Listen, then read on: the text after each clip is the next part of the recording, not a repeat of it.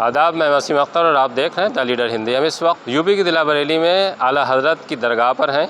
यहाँ नेपाल से उलमाओं का एक जत्था आया हुआ है। सुन्नी उलमा काउंसिल नेपाल के जो पदाधिकारी हैं वो इस जत्थे में शामिल हैं। ये जत्था एक बहुत अच्छा मिशन लेके चल रहा है, जो आला हज़रत का भी मिशन था कि किस तरह से आपसी सौहार्द कायम हो सकता है, आपसी रिश्तों को बचाया जा सकता है। जिस तरह के हालात हैं उसमें मोहब्बत का पैगाम किस तरह से दे सकते हैं। आप उसी पैगाम को लेकर बरेली आए हैं और बरेली से आपका प्रोग्राम दूसरी दरगाहों पर भी जाने का है। हम बात करते हैं कि यहाँ आने का मकसद क्या है और कहाँ कहाँ आपके जाने का कार्यक्रम है। जी हज़रत, क्या नाम है आपका? मेरा नाम सैयद ग़ुलाम हुसैन मजहरी। मैं उलमा काउंसिल नेपाल का सेंट्रल प्रेसिडेंट हूँ, केंद्रीय अध्यक्ष। और एक हज़रत आला हज़रत का एक मिशन था कि सबको जोड़िए, एक पैगाम दीजिए पीस का, और दुनिया भर में आला हज़रत जो आशिक़ रसूल के तौर पर भी जाने जाते हैं, और ये भी कि किस तरह से तमाम लोगों को एक मोहब्बत का पैगाम दिया जा सकता है।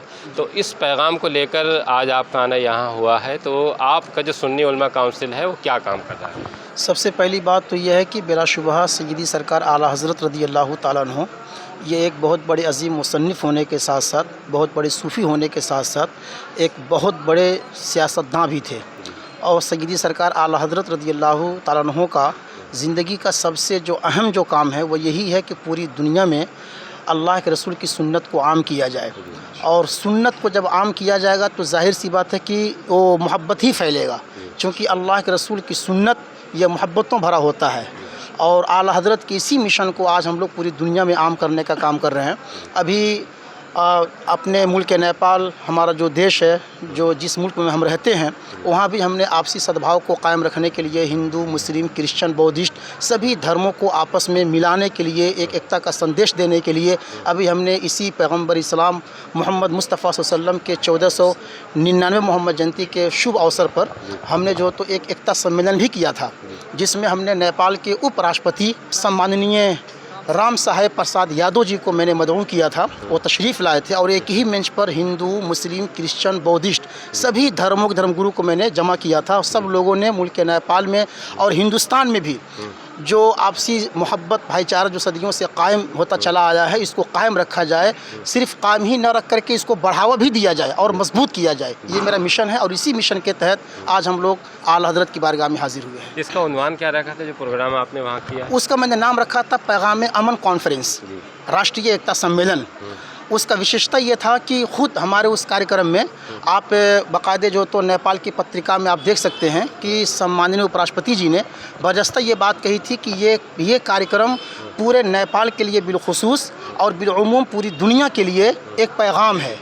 और ये उलमा जो ये कॉन्फ्रेंस की, ये एकता सम्मेलन की उलमा के ज़रिए जो इत्तेहाद की बातें हो रही हैं और हिंसा के ख़िलाफ़ अमन और भाईचारा, आपसी सद्भाव कायम रहे, ये एक बहुत बड़ा मिशन था हम लोगों का। और हम लोग इंशाअल्लाह मुल्क नेपाल में भी और हिंदुस्तान में भी इंशाअल्लाह, चूँकि हिंदुस्तान और नेपाल का जो रिश्ता है ये अटूट रिश्ता है, ये सदियों से बेटी रोटी का रिश्ता है। और हम ये कभी नहीं चाहेंगे कि हिंदुस्तान और नेपाल के रिश्ते में किसी किस्म का कोई दरार पैदा हो।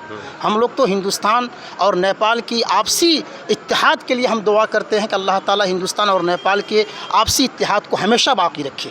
जिस सौहार्द के हज़रत उस पर आप सब्जेक्ट पे काम कर रहे हैं, तो क्या इसकी इस वक्त जो मौजूदा माहौल है उसमें ज़रूरत आपको महसूस हुई, या आपको लगता है कि ये काम चला रहा है, इसको आगे बढ़ा के जाए? नहीं, ऐसा नहीं है।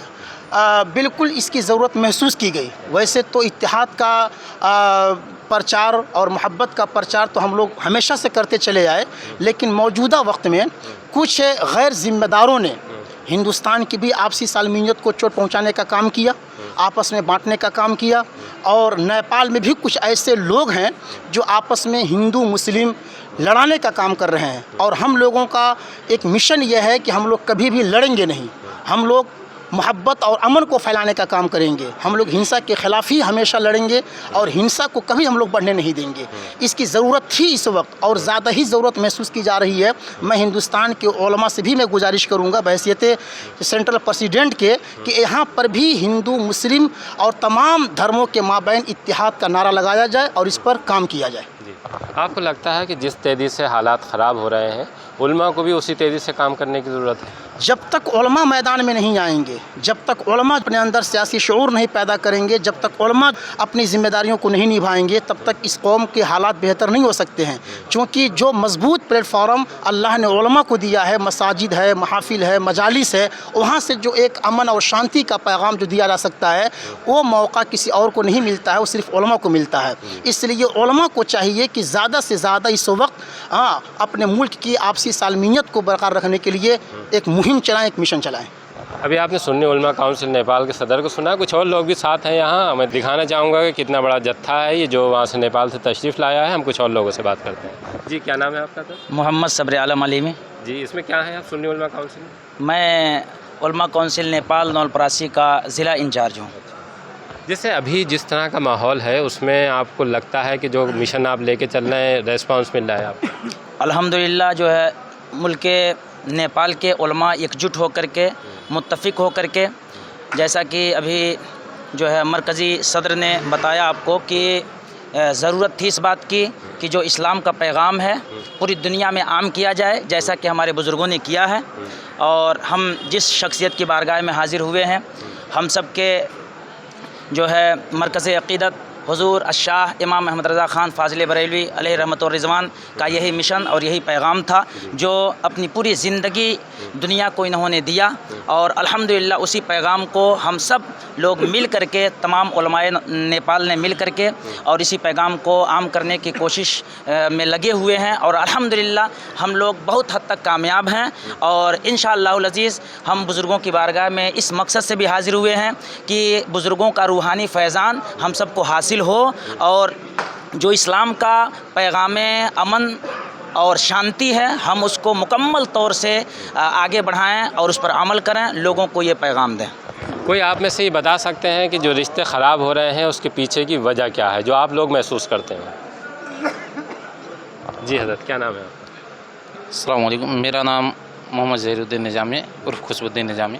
آج کل جو ماحول خراب ہو رہے ہیں، ماحول خراب نہیں ہو رہے ہیں بلکہ کچھ لوگ جو ماحول خراب کرنے کی کوشش کر رہے ہیں، یہ ان کی ناکام کوشش ہے. انشاءاللہ تبارک تعالیٰ یہ ماحول جو تھوڑا بہت خراب ہو رہے ہیں یہ سدھریں گے بھی، بہتر بھی ہوں گے. ہم علماء کونسل نیپال کے ذریعے یہ پیغام نیپال میں بھی، خصوصاً نیپال میں عموماً پوری دنیا میں یہ پیغام دینا چاہتے ہیں کہ جو تھوڑے سے لوگ جو حالات کو خراب کر رہے ہیں ان پہ قابو پانے کے لیے بہتر طریقہ یہ ہے کہ جو بہتر لوگ ہیں وہ آگے بڑھ کے کام کریں، اور علماء کونسل نیپال اسی پہ کام کر رہی ہے. ابھی آپ نے بتایا کہ کس طرح سے علماء کو کام کرنے کی ضرورت ہے، کیونکہ جو نفرت پھیلانے والے ہیں وہ چند لوگ ہیں. ابھی بھی دیکھا جائے تو محبت زیادہ تر لوگ کرتے ہیں اور کرتے رہیں گے، اس کو چھوڑیں گے نہیں. دیکھیے اگر آپ دیکھیے تو محبت ہی ایک ایسا رشتہ ہے جو باقی رہے گا. نفرت کی اگر ہم بات کریں تو یہ چند ہوا کے جھونکے ہیں جو آتے ہیں اور چلے جاتے ہیں. آپ کا کیا نام ہے؟ میرا نام محمد امان اللہ قادری ہے. جی میں علماء کونسل نیپال کا پورو ضلع ادھیش ہوں. آپ کو کیا لگتا ہے کہ جس طرح سے رشتے خراب ہوئے ہیں اس میں ہماری جو بھومکا ہونی چاہیے تھی کہ ہم ان کو ٹھیک کریں، وہ بھومکا ہم نہیں نبھا پائے ہیں، یا ہمیں یہ لگتا تھا کہ یہ جیسی چیزیں چل رہی ہیں چلنے دی جائیں؟ سب سے پہلی بات، آج جو نفرتیں پوری دنیا میں پھیلائی جا رہی ہیں اس کی ایک وجہ یہ بھی ہے کہ ہم نے اپنے آقا صلی اللہ تعالی علیہ وسلم کو سنت کو کما حقہ عام نہیں کیا.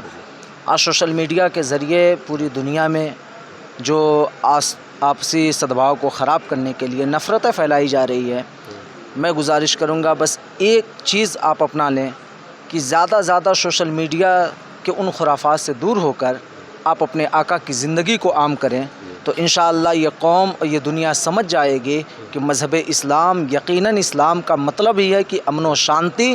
جو غلط میسیج دیا جا رہا ہے اسلام کے بارے میں وہ بالکل ختم ہو جائے گا، نیست و نابود ہو جائے گا، اور پوری دنیا میں محبت کا پیغام جائے گا. آپ نے بہت اچھی بات کی کہ اللہ نے اپنے رسول کو رحمت للعالمین بنا کر بھیجا، اور آپ کا ایک بہترین واقعہ ہے طائف کی گلیوں کا، جب آپ پر بہت ظلم ڈھایا گیا اور آپ نے کس طرح سے صبر کیا. اللہ کی طرف سے مدد بھی آنی چاہتی تھی اور بہت کچھ کہا گیا، لیکن آپ نے اس کو منع کر دیا اس امید سے کہ کل انشاءاللہ یہ نہیں تو ان کی آنے والی نسلیں بدلیں گی.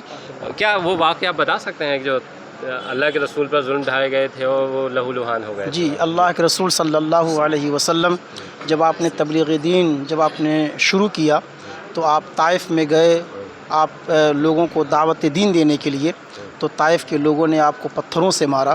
اللہ کے رسول پیارے حبیب نبی پاک صلی اللہ علیہ وسلم جب وہاں سے لہو لہان ہو کر کے زخمی کی حالت میں جب میرے آقا جب مکہ تشریف لائے تو صحابہ نے پوچھا کہ حضور یہ آپ کے ساتھ کس نے کیسا سلوک کیا ہے, یہ کس نے آپ کو پتھروں سے مارا ہے, مجھے بتائیں ہم ان سے بدلہ لیں گے. تو اللہ کے رسول نے فرمایا ان کو معاف کر دو, جانے دو, ان کو چھوڑ دو, ان کی نسلیں انشاءاللہ ایمان لائیں گی.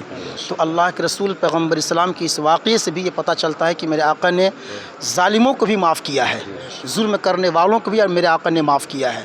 اور یہی پیغام دیا ہے کہ معافی کو عام کرو, اور معاف کرنے والا یہ اللہ کے رسول کی حدیث پاک بھی ہے کہ میرے آقا فرماتے ہیں کہ جو کسی بندے کو معاف کرتا ہے اللہ اس کو بہتر بدلہ عطا فرماتا ہے. ایک اور چیز دیکھی جا رہی ہے, چونکہ آپ نیپال سے تشریف لائے ہیں, جس طرح سے اللہ کے رسول کی شان میں گستاخی ہو رہی ہے اور اس کو لے کر تمام جو امت ہے اس میں غصے کی لہر ہے. جو امت کے پاس ایک راستہ ہو سکتا ہے اس طرح کی چیزوں سے بچنے کا, یا اس چیزوں کو جو وہ پروٹیسٹ کر سکتے ہیں یا اپنی مخالفت یا اپنا ورودھ درج کرا سکتے ہیں, وہ کیا ہو سکتا ہے؟ دیکھیے یہ بہت حساس مسئلہ ہے. اس مسئلے میں اگر تفصیلی بات کی جائے تو بہت وقت لگے گا, لیکن میں صرف ایک بات یہ کہنا چاہوں گا کہ جو لوگ اللہ کے رسول کی شان میں گستاخی کرتے ہیں ان کی کوئی اپنی حیثیت نہیں ہوتی ہے, ان کو کوئی پہچانتا نہیں ہے. وہ لوگ, بہت سے لوگ ایسے ہیں ہند و نیپال میں کہ جو صرف اپنے آپ کو مشہور ہونے کے لیے کہ ان کا پرچار ہو وہ ایسی بدتمیزی کرتے ہیں اور آقا دو جہاں پیغمبر اسلام کی شان میں گستاخی کرتے ہیں.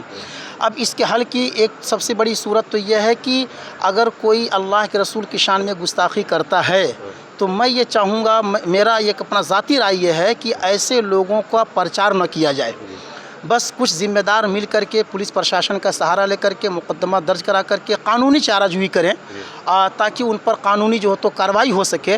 اور خواہ مخواہ کچھ لوگوں کی تو سازش ہے, کچھ لوگ نیتا بننا چاہتے ہیں, کچھ لوگ جو تو لیڈر بننا چاہتے ہیں اور ان کے پاس بس ایک فارمولہ ہے کہ مسلمانوں کے آقا کی شان میں گستاخی کرو, وہ جھنڈا نکالیں گے, جلوس نکالیں گے, ریلی نکالیں گے, ہم پرچار میں آ جائیں گے, ہماری شہرت ہو جائے گی. تو ایسے لوگوں کو ریلی اور جھنڈی نکال کر کے ان کا بیروଧ نہ کر کے بلکہ ان پر سخت قانونی کارروائی کا مطالبہ چند ذمہ داران مل کر کے کیس مقدمہ درج کر کے کرائیں, یہ زیادہ بہتر ہوگا. ابھی آپ نے بالکل ٹھیک بات کہی کہ صبر ایک ایسی چیز ہے کہ اس کو پکڑے رہیں تو بہت سی چیزیں خود بخود دور ہو جاتی ہیں. اور جس طرح سے آپ نے بتایا کہ قانونی چارہ جوئی اس ملک میں اور تمام ملکوں میں قانون ہے, اس قانون کے تحت کارروائی کرنی چاہیے. اور جس طرح کے حالات ہیں اس میں تو خاص طور سے اب جس طرح پھونک کے قدم اٹھانے چاہیے, آپ نے وہی بات کی ہے. حضرت اب یہاں سے آپ کا کیا پروگرام ہے؟ دیکھیے ہم لوگ تو مزارات اولیاء کرام پر حاضری کے لیے ہم لوگ نکلے ہیں. ہم لوگ سب سے پہلے کچھوچا شریف کی سرزمین پر سید مخدوم پاک کی بارگاہ میں حاضر ہوئے. اس کے بعد جو تو ہم لوگ اعلیٰ حضرت کی بارگاہ میں آئے. یہاں سے پھر انشاءاللہ ہم لوگ مالہرہ شریف جو اعلیٰ حضرت کا پیر خانہ ہے وہاں ہم لوگ جائیں گے. پھر ہم لوگ کلگر شریف ہوتے ہوئے پانی پت ہوتے ہوئے ہم لوگ اجمیر شریف جائیں گے. اور جانے کا مقصد بس یہی ہے کہ ہم لوگ مزار شریف پر ان ولیوں کا وسیلہ پیش کر کے ملک ہندوستان اور ملک نیپال میں امن اور شانتی کی دعا کرنا ہے. اور اس وقت موجودہ وقت میں جو حالات جو بگڑ رہے ہیں یہ حالات کیسے بہتر ہو سکتے ہیں اس ملک ہند میں اور ہمارے ملک نیپال میں آپسی سالمیت, محبت, بھائی چارہ کیسے قائم ہو سکتا ہے. ہم لوگ ہر ظلم کا جواب محبت سے دینا جانتے ہیں, یہی ہمارا نعرہ ہے. عابد علی پٹھان ہے جی. کہاں سے پردھان ہیں آپ؟ میں نیپال کے پردھان ہیں, گرام پردھان ہیں. کس گاؤں کے پردھان ہیں؟ میں روہڑی گاؤں پالکا وارڈ نمبر 1 کے. اچھا. 7 برس ہو گیا, میرا دوسرا کال ہے. جی. میں پردھان ہوں اور جو ہے مدرسے کے بھی ناظم ہیں, 10 سال سے ناظم ہیں. اور آنے کے لیے ہم درگاہوں پہ اجمیر شریف اعلیٰ حضرت کے مزار پہ پرتیک سال آتے ہیں. لیکن اس بار ہمارے علماء کونسل حضرت ہمارے سید غلام سرور صاحب کے ساتھ میں ہم بھی نکلے ہیں.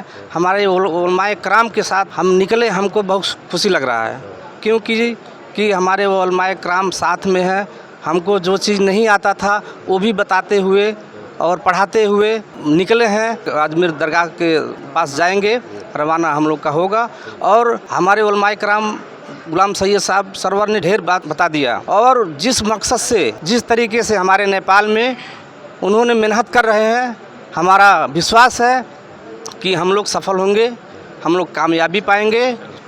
چونکہ اس وقت ہم درگاہ اعلیٰ حضرت پر ہیں اور میں چاہوں گا کہ کیونکہ لمبی گفتگو ہو چکی ہے اور اس کا جو اختتام ہے وہ اعلیٰ حضرت کی کوئی ایک نعت سے ہو جس میں अल्लाह के रसूल की शान भी हो और पूरी कौम के लिए एक मैसेज भी हो। क्या नाम है आप? मेरा नाम है शमशाद नूरी, मैं नेपाल का रहने वाला हूँ और नौलपरासी ज़िले का ये उलमा काउंसिल का एक सदस्य हूँ और मैं सरकार आला हज़रत की शान में मनक़बत के कुछ शेर पेश करना चाहूँगा। लाजा फरमाएँ। बेसहारों चलो गम के मारों चलो, बेकसों का सहारा बरेली में है, एक आलम मुनव्वर है जिस ज़ात से, हाँ वही महापारा बरेली में है। बेसहारों चलो गम के मारों चलो, और जलवागर हैं यहाँ